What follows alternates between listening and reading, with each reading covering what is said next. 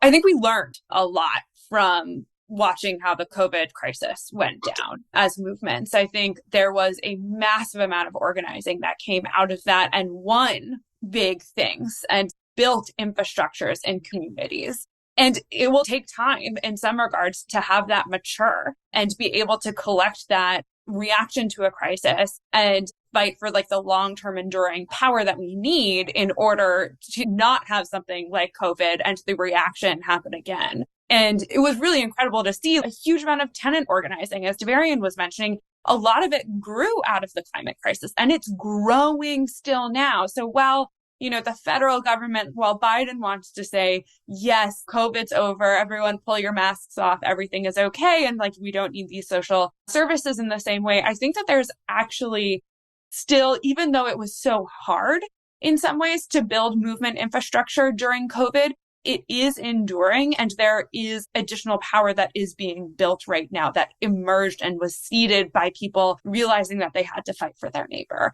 Even some of the stuff like Amazon unionizing, I think comes out of COVID-19 working conditions and seeing that, oh my gosh, like they are not going to show up for us when this crisis happens. And so, yes, right now, it may not feel like we're seeing those systemic or structural changes in the same way, but I imagine that in the years to come, we are going to continue to see the power that was built by movements come to fruition and gain the wins that we deserve.